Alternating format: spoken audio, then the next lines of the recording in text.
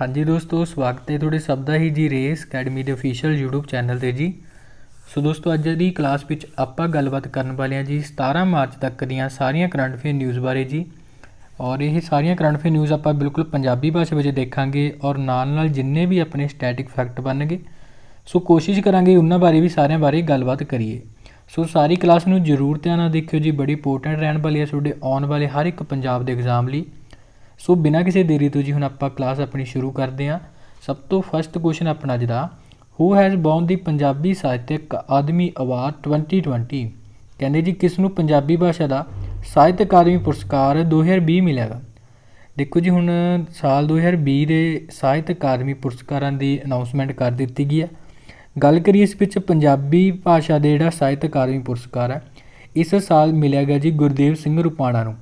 सो गुरदेव सिंह रुपाणा का नाम जरूर ध्यान में रखना। और इन्हों मिलिया क्यों हैगा, देखो जी इन्होंने एक छोटी कहानी हैगी जिहदा नाम है आम खास। ठीक है ना, आम खास करके की है इन्हों हुण पंजाबी भाषा का साहित्य अकादमी पुरस्कार जिहड़ा दिता गया इस साल का। ठीक है ना, सो गुरदेव सिंह रुपाणा का नाम अपने लिए मोस्ट इंपोर्टेंट रहने वाला गा। सो इन्हों नाम जरूर ध्यान में रखियो।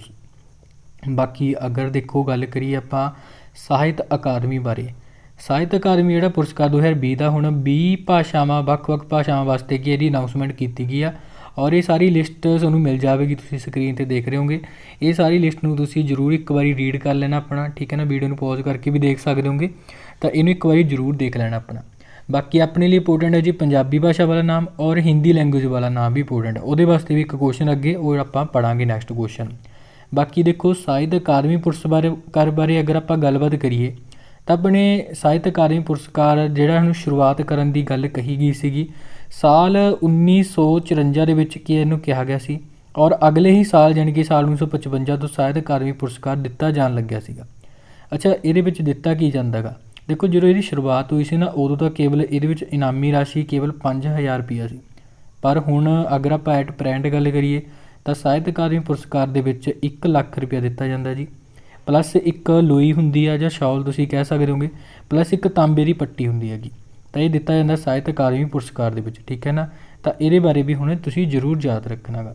बाकी एट प्रैजेंट अपने हुण साहित्य अकादमी दे जिहड़े हैड ने वो कौन बने हुए नेगे, तो उन्हां नाम गा डॉक्टर चंद्र शेखर। तो डॉक्टर चंद्र शेखर का नाम भी तुसीं ध्यान में रख सकते होगे। तो इन्ने फैक्ट तुसीं साहित्य अकादमी नाल भी जरूर याद रखने नेगे। सो इस तो बाद अपना जिहड़ा नैक्सट क्वेश्चन है जी वो है जी who has won the Hindi language Sahitya Akademi award 2020। Hindi भाषा के साहित्य अकादमी अवार्ड किसने जितैगा। देखो जी इन्हों नाम भी इंपोर्टेंट है। और हिंदी भाषा आप गल करिए तो इन्हों नाम है अनामिका। ठीक है ना, सो अनामिका का नाम जरूर ध्यान में रखना। अनामिका बारे गल करिए तो यह एक बिहार की राइटर है जी। ठीक है, सो इन्हों हिंदी साहित्य अकादमी पुरस्कार मिले 2020 का। बाकी इन्हों मिलिया काहदे करके हैगा, तो एक इन्हां दी ना पोइट्री कलैक्शन हैगी। ठीक है ना, कविता संग्रह है इन्हां दा। और उस कविता संग्रह करके इन्हों मिलेगा। वैसे इस कविता संग्रह का नाम की है भला, तो वह नाम याद रखियो जी टोकरी में दिगंत थेरी गाथा। ठीक है ना, टोकरी में दिगंत थेरी गाथा करके इन्हों जिहड़ा हिंदी भाषा का साहित्य अकादमी पुरस्कार जिहड़ा दिता गया। पंजाबी और हिंदी वाला याद रख लियो, ये इंपोर्टेंट है। ठीक है ना, बाकी तुहानूं दस दित्ता अनामिका ये बिहार तो बिलोंग करदी। ठीक है जी, सो इन्हां बारे भी ध्यान में रखना। सो नैक्सट क्वेश्चन बारे गल करते हैं।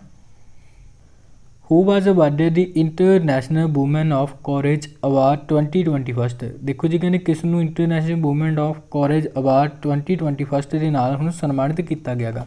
तो साल 2021 का जिहड़ा अवार्ड है जी ये गुसल्या शंकर नूं मिलेगा। ठीक है ना, सो ऑप्शन नंबर ए अपने इत्थे राइट आंसर हो जाएगा जी। सो इन्हां नाम तुहानूं जरूर ध्यान में रखना पेगा। जिहड़ा ये अवार्ड ने दिता क्यों जाता, क्योंकि इस अवार्ड के विच की हुंदा कि उन्हां औरतां नूं ही मिलदा अवार्ड जिहड़ा अपने जीवन बन्नी ना ध्यान दिंदे होए दूजिआं दे जीवन वास्ते कुछ ना कुछ बेहतर करदियां नेगियां। सो उन्हां नूं ये अवार्ड दिता जाता। सो साल 2021 का मिलेगा हुण गुसल्या शंकर नूं। ठीक है ना, सो इन्हां नाम जरूर ध्यान में रखियो जी। बाकी इस तो इलावा जिहड़े उधर नाम ने ये भी इंपोर्टेंट ने। देखो ऑप्शन नंबर सी वाल तो आपां हुण पिछे गल करके हटिआंगे। और रणजीत सिंह देसले बारे गल करिए तो इन्हां नाम मोस्ट इंपोर्टेंट है। ਭਾਰਤ ਦੇ ਪਹਿਲੇ ਵਿਅਕਤੀ ਬਣੇ ਸੀ ਜਿਨ੍ਹਾਂ ਨੂੰ ਗਲੋਬਲ ਟੀਚਰ ਪ੍ਰਾਈਜ਼ ਦਿੱਤਾ ਗਿਆ ਸੀ ਹਾਲ ਹੀ ਦੇ ਵਿੱਚ ਹੁਣ। ਬਾਕੀ ਰੋਹਨੀ ਗੋੜ ਬੋਲੇ ਇਹਨਾਂ ਦਾ ਨਾਮ ਵੀ ਨਿਊਜ਼ ਵਿੱਚ ਤਾਂ ਕਰਕੇ ਸੀ ਕਿਉਂਕਿ ਫਰਾਂਸ ਦੇ ਵੱਲੋਂ ਇਹਨਾਂ ਨੂੰ order of national du merit award ਦਿੱਤਾ ਗਿਆ ਸੀ ਜੀ। ਤਾਂ ਇਹਨਾਂ ਨਾਮ ਵੀ ਜ਼ਰੂਰ ਧਿਆਨ 'ਚ ਰੱਖ ਲੈਣਾ। ਠੀਕ ਹੈ ਨਾ, ਸੋ ਬਾਕੀ ਗੱਲ ਕਰਦੇ ਹਾਂ ਨੈਕਸਟ ਕੁਐਸਚਨ ਬਾਰੇ। Which state of UT has started सहेली कोऑर्ਡੀਨੇਸ਼ਨ ਸਕੀਮ। देखो जी कहने किहड़े राज या फिर केंद्र शासित प्रदेश ने सहेली तालमेल योजना की शुरुआत की हैगी। सहेली कोऑर्ਡੀਨੇਸ਼ਨ भी कह सकते हो, सहेली तालमेल भी कह सकते हो, ठीक है ना। हिंदी है पंजाबी सहेली तालमेल और इंग्लिश में सहेली कोऑर्ਡੀਨੇਸ਼ਨ। और इस योजना बारे गल करिए मेनली ये हैगी है जी दिल्ली की, ठीक है ना। दिल्ली सरकार के वालों इस योजना नूं हुण शुरू किया गया जी। और ये आपां नूं पता नहीं जी योजना हैगी किहदे वास्ते ते क्यों योजना नूं शुरू किया गया गा। देखो जी योजना हैगी कि दिल्ली ਦੀਆਂ जिन्नियां भी औरतां ने उन्हां वास्ते मेनली ये योजना उन्हां वास्ते जी ਜਿਹੜੀਆਂ औरतां बेरोजगार ने गया ਤਾਂ ਉਹਨਾਂ ਵਾਸਤੇ ਹੁਣ ਦਿੱਲੀ ਸਰਕਾਰ ਕੀ ਕਰੇਗੀ ਨਾ ਇੱਕ ਆਪਣੇ ਆਂਗਨਵਾੜੀ ਹੱਬ ਖੋਲਣਗੇ ਜਿੱਥੇ ਕਿ ਦਿੱਲੀ ਦੀਆਂ ਜਿਹੜੀਆਂ ਔਰਤਾਂ ਨੇ ਬੇਰੁਜ਼ਗਾਰ ਨੇ ਉੱਥੇ ਜਾ ਕੇ ਆਪਣੇ ਜਿਹੜੇ ਵੀ ਕੰਮ ਵਿੱਚ ਕੀ ਉਹਨਾਂ ਦਾ ਇੰਟਰਸਟ ਆ ਇੱਥੇ ਇਹਨਾਂ ਨੂੰ ਟ੍ਰੇਨਿੰਗ ਦਿੱਤੀ ਜਾਏਗੀ ਔਰ ਇਸ ਟ੍ਰੇਨਿੰਗ ਦੇ ਜ਼ਰੀਏ ਕਿ ਉਹ ਆਪਣਾ ਇੱਕ ਰੁਜ਼ਗਾਰ ਪੈਦਾ ਕਰਨ ਸਕਣਗੀਆਂ। ਤਾਂ ਕਰਕੇ ਜੋ ਉਹਨਾਂ ਨੂੰ ਸ਼ੁਰੂ ਕੀਤਾ ਗਿਆ ਤਾਂ ਕਿ ਔਰਤਾਂ ਦਾ ਕੌਸ਼ਲ ਵਿਕਾਸ ਵੀ ਕੀਤਾ ਜਾ ਸਕੇ ਅਤੇ ਉਹਨਾਂ ਨੂੰ ਰੁਜ਼ਗਾਰ ਵੀ ਪ੍ਰਦਾਨ ਕੀਤਾ ਜਾ ਸਕੇ। ਤਾਂ ਕਰਕੇ ਸਹੇਲੀ ਤਾਲਮੇਲ ਯੋਜਨਾ ਸ਼ੁਰੂ ਕੀਤੀ ਆ ਦਿੱਲੀ ਨੇ। ਸੋ ਆਈ ਹੋਪ ਤੁਸੀਂ ਸਮਝ ਗਏ ਹੋਗੇ ਜੀ ਇਹ। ਬਾਕੀ ਅਗਰ ਆਪਾਂ ਇਸ ਕੁਐਸਚਨ ਨਾਲ ਰਿਲੇਟਡ ਗੱਲ ਕਰੀਏ ਦਿੱਲੀ ਬਾਰੇ ਵੀ ਤਾਂ ਦਿੱਲੀ ਦੇਖੋ ਆਪਣੇ ਦੇਸ਼ ਦੀ ਰਾਜਧਾਨੀ ਤੁਹਾਨੂੰ ਪਤਾ ਹੋਏਗਾ ਔਰ ਦਿੱਲੀ ਦੇ ਸੀਐਮ ਹੈਗੇ ਨੇ ਹੁਣ ਐਟ ਪ੍ਰੈਜ਼ੈਂਟ ਅਰਵਿੰਦ ਕੇਜਰੀਵਾਲ। ਔਰ ਇੱਥੋਂ ਦੇ ਲੈਫਟੀਨੈਂਟ ਗਵਰਨਰ ਦਾ ਨਾਮ ਯਾਦ ਰੱਖ ਸਕਦੇ ਹੋ ਤੁਸੀਂ, ਅਨਿਲ ਬੈਜਲ ਹੈ ਜੀ ਇਹਨਾਂ ਦਾ ਨਾਮ, ਠੀਕ ਹੈ ਨਾ। ਅਨਿਲ ਬੈਜਲ ਦਾ ਨਾਮ ਜ਼ਰੂਰ ਯਾਦ ਰੱਖਣਾ। ਬਾਕੀ ਦਿੱਲੀ ਬਾਰੇ ਆਪਾਂ ਨੇ ਇੱਕ ਨਿਊਜ਼ ਵੀ ਪੜ੍ਹੀ ਸੀ ਅਗਰ ਤੁਹਾਡੇ ਯਾਦ ਹੋਵੇ ਲਾਸਟ ਕਲਾਸ ਵਿੱਚ ਹੀ, ਹਾਊਸ ਟੂ ਹਾਊਸ ਰਾਸ਼ਨ ਯੋਜਨਾ ਨੂੰ ਸ਼ੁਰੂ ਕਰਨ ਜਾ ਰਹੀ ਹੈ ਦਿੱਲੀ ਸਰਕਾਰ, ਠੀਕ ਹੈ ਨਾ। ਔਰ ਇੱਕ ਫੈਕਟ ਮੋਸਟ ਇੰਪੋਰਟੈਂਟ ਹੁਣ ਯਾਦ ਰੱਖਿਓ, ਦਿੱਲੀ ਸਰਕਾਰ ਨੇ ਹੁਣ ਆਪਣਾ ਬਜਟ ਪੇਸ਼ ਕੀਤਾ ਸੀ ਔਰ ਇਹ ਬਜਟ ਦਾ ਇਹਨਾਂ ਨੇ ਨਾਮ ਕੀ ਰੱਖਿਆ ਸੀ, ਇਹਨਾਂ ਨਾਮ ਰੱਖਿਆ ਸੀ ਇਹਨਾਂ ਨੇ ਦੇਸ਼ ਭਗਤੀ ਬਜਟ, ਠੀਕ ਹੈ ਨਾ। ਤਾਂ ਦੇਸ਼ ਭਗਤੀ ਸੀ ਇਹਨਾਂ ਬਜਟ ਦਾ ਨਾਮ, ਤਾਂ ਇਹ ਜ਼ਰੂਰ ਯਾਦ ਰੱਖ ਲੈਣਾ। ਬਾਕੀ ਦਿੱਲੀ ਤੋਂ ਹੋਰ ਯਾਦ ਰੱਖਣਾ ਤਾਂ ਇੱਕ ਫੈਕਟ ਯਾਦ ਰੱਖਣਾ, ਆਪਣੇ ਭਾਰਤ ਦਾ ਸਭ ਤੋਂ ਵੱਡਾ ਹੋਣਾ ਕਿਡਨੀ ਡਾਇਲਿਸਿਸ ਹਸਪਤਾਲ ਦਾ ਉਦਘਾਟਨ ਕੀਤਾ ਗਿਆ ਸੀ ਰੀਸੈਂਟਲੀ ਇੱਥੇ, ਆਪਣੇ ਭਾਰਤ ਦਾ ਸਭ ਤੋਂ ਵੱਡਾ ਹਸਪੀਟਲ ਸੀ ਇਹ, ਤਾਂ ਇਹ ਯਾਦ ਰੱਖਣਾ ਇੱਥੇ। ਬਾਕੀ ਦਿੱਲੀ ਦਾ ਇੱਕ ਪ੍ਰਗਤੀ ਮੈਦਾਨ ਮੈਟਰੋ ਸਟੇਸ਼ਨ ਹੈ ਜੀ, ਇਹਦਾ ਹੁਣ ਨਾਮ ਚੇਂਜ ਕਰਕੇ ਸੁਪਰੀਮ ਕੋਰਟ ਮੈਟਰੋ ਸਟੇਸ਼ਨ ਰੱਖਿਆ ਗਿਆ, ਇਹ ਤੁਸੀਂ ਜ਼ਰੂਰ ਯਾਦ ਰੱਖਣਾ। ਬਾਕੀ ਇੱਕ ਨੀਤੀ ਆਯੋਗ ਨੇ ਇੱਕ ਇੰਡੈਕਸ ਜਾਰੀ ਕੀਤਾ ਸੀ ਜੀ ਇਨੋਵੇਸ਼ਨ ਇੰਡੈਕਸ, ਉਸ ਦੇ ਵਿੱਚ ਕੇਂਦਰ ਸ਼ਾਸਿਤ ਪ੍ਰਦੇਸ਼ਾਂ ਦੇ ਵਿੱਚੋਂ ਦਿੱਲੀ ਬਿਲਕੁਲ ਟੌਪ 'ਤੇ ਰਿਹਾ ਸੀਗਾ, ਤਾਂ ਇਹ ਫੈਕਟ ਵੀ ਤੁਸੀਂ ਨਾਲ ਯਾਦ ਰੱਖ ਸਕਦੇ ਹੋ। ਬਾਕੀ ਅੱਜ ਵਾਲਾ ਕੁਐਸਚਨ ਵੀ ਇੰਪੋਰਟੈਂਟ ਹੈ ਜੀ, ਸਹੇਲੀ ਕੋਆਰਡੀਨੇਸ਼ਨ ਜੋ ਯੋਜਨਾ ਗੀ ਦਿੱਲੀ ਸਰਕਾਰ ਦੀ ਹੈ। ਸੋ ਗੱਲ ਕਰਦੇ ਹਾਂ ਜੀ ਨੈਕਸਟ ਕੁਐਸਚਨ ਬਾਰੇ। Who become the first batsman to score 3000 runs in T20 matches. ਦੇਖੋ ਜੀ ਕਹਿੰਦੇ T20 ਮੈਚਾਂ ਦੇ ਵਿੱਚ 3000 ਦੌੜਾ ਬਣਾਉਣ ਵਾਲਾ ਪਹਿਲਾ ਬੱਲੇਬਾਜ਼ ਕੌਣ ਬਣਿਆਗਾ। ਦੇਖੋ ਜੀ ਇਹਨਾਂ ਦਾ ਨਾਮ ਹੈ ਵਿਰਾਟ ਕੋਹਲੀ। ਸੋ ਵਿਰਾਟ ਕੋਹਲੀ ਦਾ ਨਾਮ ਯਾਦ ਰੱਖਿਓ, T20 ਮੈਚਾਂ ਦੇ ਵਿੱਚ 3000 ਰਨ ਬਣਾਉਣ ਵਾਲਾ ਪਹਿਲਾ ਬੱਲੇਬਾਜ਼ ਬਣਿਆ। ਬਾਕੀ ਦੇਖੋ ਇਸ ਕੁਐਸਚਨ ਨਾਲ ਰਿਲੇਟਡ ਅਗਰ ਆਪਾਂ ਵਿਰਾਟ ਕੋਹਲੀ ਦੀ ਗੱਲ ਕਰੀਏ ਨਾ, ਨਾਮ ਇੰਪੋਰਟੈਂਟ ਹੈ, ਇਹਨਾਂ ਨਾਲ ਇੱਕ ਦੋ ਫੈਕਟ ਹੋਰ ਵੀ ਯਾਦ ਰੱਖਣੇ ਨੇਗੇ। ਦੇਖੋ ਜਿਹੜਾ ਇੰਸਟਾਗ੍ਰਾਮ ਹੈ, ਇੰਸਟਾਗ੍ਰਾਮ 'ਤੇ 100 ਮਿਲੀਅਨ ਫੋਲੋਅਰ ਪ੍ਰਾਪਤ ਕਰਨ ਵਾਲਾ ਪਹਿਲਾ ਕ੍ਰਿਕਟਰ ਬਣਿਆਗਾ ਵਿਰਾਟ ਕੋਹਲੀ, ਇਹ ਫੈਕਟ ਯਾਦ ਰੱਖਣਾ। ਬਾਕੀ ਜਿਹੜੇ ਆਪਣੇ ਵਨ ਡੇ ਮੈਚ ਹੁੰਦੇ ਨੇਗੇ ਉਹਨਾਂ ਵਿੱਚ 12000 ਰਨ ਬਣਾਉਣ ਵਾਲਾ ਸਭ ਤੋਂ ਤੇਜ਼ੀ ਦੇ ਨਾਲ ਉਹ ਵੀ ਬਣੇ ਨੇ ਵਿਰਾਟ ਕੋਹਲੀ। ਸੋ ਇਹਨਾਂ ਗੱਲਾਂ ਕਰਕੇ ਵੀ ਹਾਲ ਹੀ ਦੇ ਵਿੱਚ ਨਿਊਜ਼ ਵਿੱਚ ਹੈਗੇ ਸੀ, ਤਾਂ ਇਹ ਫੈਕਟ ਵੀ ਯਾਦ ਰੱਖ ਸਕਦੇ ਹੋ। ਬਾਕੀ ਦੇਖੋ ਜਿਹੜੇ ਅਦਰ ਆਪਸ਼ਨ ਨੇ ਇਹਨਾਂ ਨੂੰ ਦੇਖ ਕੇ ਤੁਹਾਨੂੰ ਕੁਛ ਯਾਦ ਹੋਣਾ ਚਾਹੀਦਾ, ਜਿਵੇਂ ਮਿਥਾਲੀ ਰਾਜ ਬਾਰੇ ਆਪਣੀ ਲਾਸਟ ਕਲਾਸ ਵਿੱਚ ਹੀ ਪੜ੍ਹਿਆ ਸੀ, ਜੇ ਅਗਰ ਤੁਹਾਡੇ ਯਾਦ ਹੋਵੇ। ਅੰਤਰਰਾਸ਼ਟਰੀ ਮੈਚਾਂ ਦੇ ਵਿੱਚ 10000 ਰਨ ਬਣਾਉਣ ਵਾਲੀ ਪਹਿਲੀ ਮਹਿਲਾ ਫੀਮੇਲ ਕ੍ਰਿਕਟਰ ਇਹ ਬਣੀ ਸੀਗੀ, ਤਾਂ ਇਹਨਾਂ ਨਾਮ ਯਾਦ ਰੱਖਿਓ। ਬਾਕੀ ਆਰ ਅਸ਼ਵਿਨ, ICC ਦੇ ਵੱਲੋਂ ਇੱਕ ਨਵਾਂ ਅਵਾਰਡ ਸ਼ੁਰੂ ਕੀਤਾ ਗਿਆ ਸੀ ICC player of the month. ਫਰਵਰੀ ਮਹੀਨੇ ਦਾ ਅਵਾਰਡ ਜਿਹੜਾ ਉਹ ਮਿਲਿਆ ਸੀ ਰਿਸ਼ਵ ਪੰਤ ਨੂੰ ਇਹ, ਔਰ ਇਹ ਜਨਵਰੀ ਮਹੀਨੇ ਦਾ ਜਿਹੜਾ ਅਵਾਰਡ ਹੈਗਾ ਉਹ ਮਿਲਿਆ ਸੀ ਜੀ ਰਿਸ਼ਵ ਪੰਤ ਨੂੰ, ਠੀਕ ਹੈ ਨਾ। ਤਾਂ ਇਹਨਾਂ ਦਾ ਨਾਮ ਵੀ ਜ਼ਰੂਰ ਯਾਦ ਰੱਖਿਓ ਜੀ। ਸੋ ਗੱਲ ਕਰਦੇ ਹਾਂ ਹੁਣ ਆਪਾਂ ਨੈਕਸਟ ਕੁਐਸਚਨ ਬਾਰੇ। Who is the author of the book title Karunanidhi ਆ ਲਾਈਫ ਇਨ ਪੋਲੀਟਿਕਸ। ਦੇਖੋ ਜੀ ਕਹਿੰਦੇ ਕਰੁਣਾਨਿਧੀ ਆ ਲਾਈਫ ਇਨ ਪੋਲੀਟਿਕਸ ਸਿਰਲੇਖ ਵਾਲੀ ਕਿਤਾਬ ਦੇ ਲੇਖਕ ਕੌਣ ਨੇਗੇ। ਦੇਖੋ ਜੀ ਅਗਰ ਆਪਾਂ ਗੱਲ ਕਰੀਏ ਬੁੱਕ ਜਿਹੜੀ ਹੁਣ ਲਿਖੀ ਗਈ ਹੈ ਜੀ ਸੰਧਿਆ ਰਵੀ ਸ਼ੰਕਰ ਦੇ ਵੱਲੋਂ। ਸੋ ਆਪਸ਼ਨ ਨੰਬਰ B ਜ਼ਰੂਰ ਯਾਦ ਰੱਖਣਾ, ਸੰਧਿਆ ਰਵੀ ਸ਼ੰਕਰ ਦਾ ਨਾਮ। ਦੇਖੋ ਇੱਥੇ ਇੱਕ ਫੈਕਟ ਦੱਸਣਾ ਚਾਹੁੰਦਾ, ਇੱਥੇ ਉਲਝਣਾ ਨਹੀਂ ਤੁਸੀਂ ਨੇ। ਜਿਹੜੀ ਇਹ ਬੁੱਕ ਆ ਨਾ ਕਰੁਣਾਨਿਧੀ ਆ ਲਾਈਫ ਇਨ ਪੋਲੀਟਿਕਸ, ਇਹ ਤਾਂ ਹੁਣ ਲਿਖੀ ਹੈ ਸੰਧਿਆ ਰਵੀ ਸ਼ੰਕਰ ਨੇ, ਔਰ ਇਹਦੇ ਨਾਲ ਮਿਲਦੀ ਜੁਲਦੀ ਹੀ ਇੱਕ ਬੁੱਕ ਰੀਸੈਂਟਲੀ ਹੋਰ ਲਿਖੀ ਗਈ ਸੀਗੀ ਜਿਹਦਾ ਨਾਮ ਸੀ ਕੇਵਲ ਕਰੁਣਾਨਿਧੀ ਆ ਲਾਈਫ, ਠੀਕ ਹੈ ਨਾ। ਕੇਵਲ ਇੰਨਾ ਨਾਮ ਸੀ ਉਸ ਬੁੱਕ ਦਾ, ਕਰੁਣਾਨਿਧੀ ਆ ਲਾਈਫ। ਔਰ ਜਿਹੜੀ ਇਹ ਬੁੱਕ ਸੀਗੀ ਇਹ ਕਿਸ ਨੇ ਲਿਖੀ ਸੀ, ਤਾਂ ਇਹ ਲਿਖੀ ਸੀ ਜੀ AS ਪੰਨੀਸੇਲਵਨ ਦੇ ਦੁਆਰਾ, AS ਪੰਨੀਸੇਲਵਨ ਦੇ ਦੁਆਰਾ ਲਿਖੀ ਗਈ ਸੀ। ਤਾਂ ਇਹਨਾਂ ਨਾਮ ਅਲੱਗ ਤੋਂ ਯਾਦ ਰੱਖਣਾ। ਬਾਕੀ ਪੁੱਛ ਲਿਆ ਜਾਵੇ ਕਰੁਣਾਨਿਧੀ ਆ ਲਾਈਫ ਇਨ ਪੋਲੀਟਿਕਸ, ਇਹ ਲਿਖਿਆ ਸੰਧਿਆ ਰਵੀ ਸ਼ੰਕਰ ਨੇ, ਤਾਂ ਇੰਨਾ ਫਰਕ ਜ਼ਰੂਰ ਧਿਆਨ 'ਚ ਰੱਖਣਾ ਪਏਗਾ। सो गल करते हैं जी नैक्सट क्वेश्चन बारे हुण। Which country become the 4th largest foreign exchange reserve. देखो जी कहते किहड़ा देश चौथा सब तो बड़ा विदेशी मुद्रा भंडार रखने वाला जिहड़ा देश बन चुकेगा, यानी कि फॉरन एक्सचेंज रिजर्व। सो जिहड़ा ये देश बनया जी ये है अपना भारत इंडिया। सो भारत जी हुण रशिया नूं पछाड़ के हुण चौथे नंबर का सब तो बड़ा विदेशी मुद्रा भंडार रखने वाला जिहड़ा देश बन चुकेगा। सो ये बारे तुसीं जरूर ध्यान में रखना। देखो भारत का बनया हुण चौथे नंबर का, सब तो बड़ा जिहड़ा देश है वो है जी चाइना, दूजे नंबर पर है जापान, थर्ड नंबर पर है स्विट्जरलैंड और 4th नंबर पर हुण बन चुके अपना इंडिया। सो ये क्वेश्चन जरूर ध्यान में रखियो। नैक्सट क्वेश्चन बारे गल करते हैं। With whom ISRO 2024 will launch Chandra mission LUPEX. देखो जी बड़ा इंपोर्टेंट प्रश्न है ये। कहते कि नहीं, कहते किस दे नाल मिल के इसरो अपनी भारतीय स्पेस एजेंसी है इसरो साल 2024 तक एक चंद्र मिशन जिहदा नाम है लूपैक्स नूं लॉन्च करेगा। देखो जी हुण अपनी भारतीय space agency ISRO plus Japan की space agency, so option number D इत्थे राइट आंसर हो जाएगा। जैक्सा और इसरो दोनों मिलके ना एक चंद्र मिशन जिहदा नाम है लूपैक्स इसनूं लॉन्च किया जाएगा साल 2024 तक, ठीक है ना। तो इस मिशन बारे जरूर ध्यान में रखना। एक चंद्रयान मिशन है, चंद्र मिशन है जी ये, सॉरी ठीक है ना, जान कट लो इत्थे, चंद्र मिशन है। और इस मिशन नूं साल 2024 तक लॉन्च किया जाएगा चंद के दक्षिणी ध्रुव से, यानी कि साउथ पोल से, ठीक है ना। और बाकी इस लूपैक्स का पूरा नाम भी है अपने आप में इंपोर्टेंट है। लूपैक्स की जी फुल फॉर्म हैगी ये तुसीं जरूर ध्यान में रखनी, एक्सप्लोरेशन मिशन ਇਹਦਾ पूरा नाम है। और इस तो इलावा देखो जक्सा की गल है, जापान की स्पेस एजेंसी ਇਹਦਾ पूरा नाम की है, ਇਹਦਾ पूरा नाम है जापान एरोस्पेस एक्सप्लोरेशन एजेंसी, ठीक है ना। तो ये बारे भी ध्यान में रखना। बाकी इसरो का तुहानूं पता ही अपनी भारत की स्पेस एजेंसी, और ਇਹਦਾ पूरा नाम की है इंडियन स्पेस रिसर्च ऑर्गेनाइजेशन है जी ਇਹਦਾ पूरा नाम, ठीक है ना। तो इन्ने फैक्ट इस क्वेश्चन रिलेटेड जरूर ध्यान में रखियो जी। बाकी देखो इसरो बारे गल करिए तो इसरो की जी स्थापना अपने भारत में कदों हुई सी, सन 1969 में हुई सी जी। और यदा हैडकुआटर है जी बेंगलुरु शहर के, और ये एट प्रेजेंट चेयरमैन कौन ने भला, के शिवान है जी, ठीक है ना। के शिवान नाम जरूर ध्यान में रखना। और ये के शिवान बारे भी एक गल याद रखियो जी। और इन्होंने रॉकेट मैन ऑफ इंडिया कहा जाता। और इन्होंने नाम न्यूज़ में क्यों सीगा, क्योंकि हुण इन्होंने रीसेंटली बॉन कर्मन अवार्ड दिता गया सी 2020 का, ठीक है ना। तो इन्हों बारे भी जरूर ध्यान में रख लेना।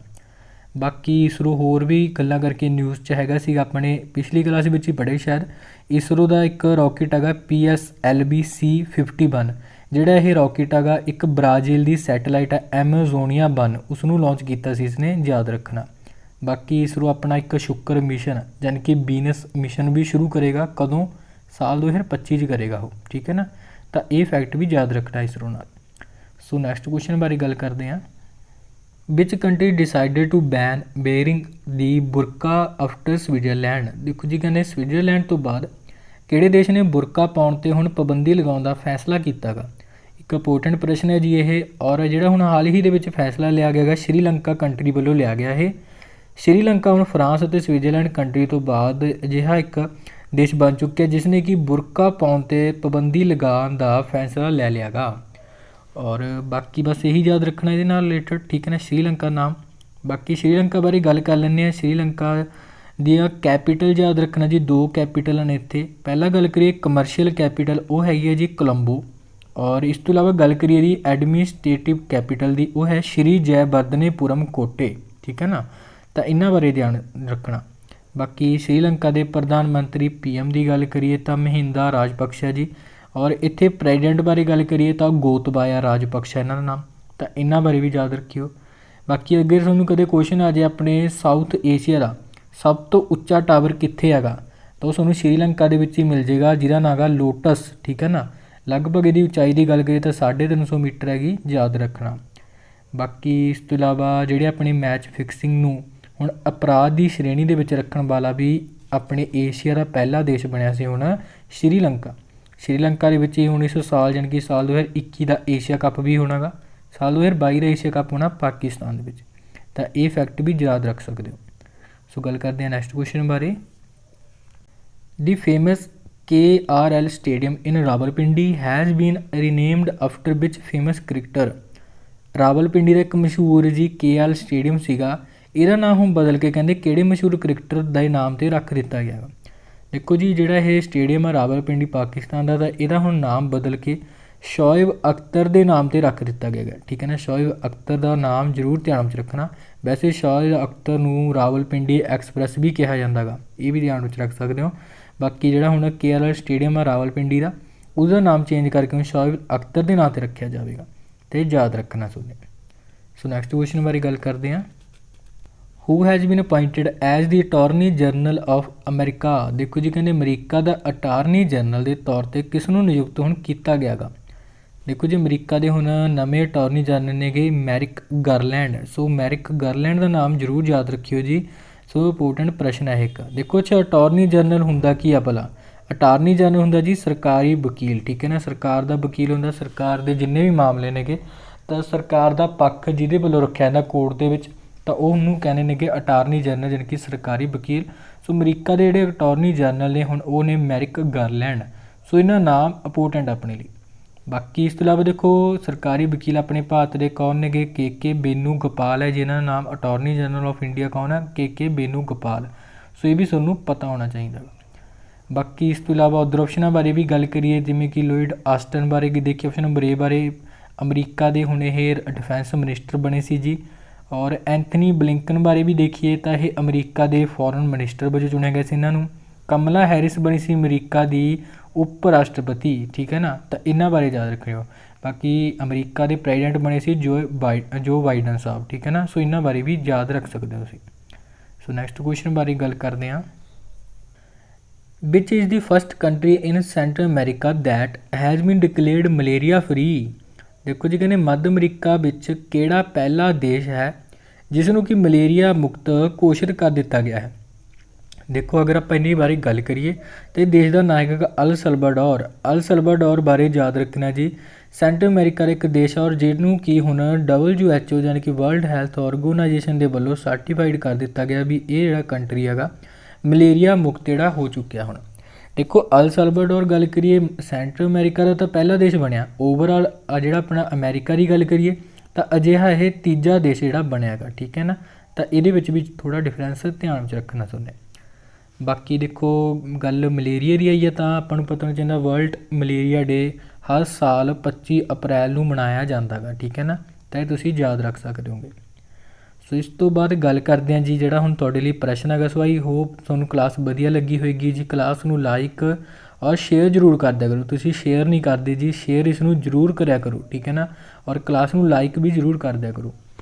ਤਾਂ ਤੁਹਾਡੇ ਲਈ ਪ੍ਰਸ਼ਨ ਹੈ ਜੀ ਇਹ, ਅਕੋਰਡਿੰਗ ਟੂ ਨਾਸਾ ਵਿਚ lake on earth resembles the ਜੈਰਜੋ ਕ੍ਰੇਟਰ of Mars. ਦੇਖੋ ਜੀ ਕਹਿੰਦੇ ਨਾਸਾ ਦੇ ਅਨੁਸਾਰ ਧਰਤੀ ਉੱਤੇ ਕਿਹੜੀ ਝੀਲ ਮੰਗਲ ਦੇ ਜੈਜ਼ੀਰੋ ਖੱਡੇ ਦੇ ਨਾਲ ਮਿਲਦੀ ਜੁਲਦੀ ਹੈਗੀ।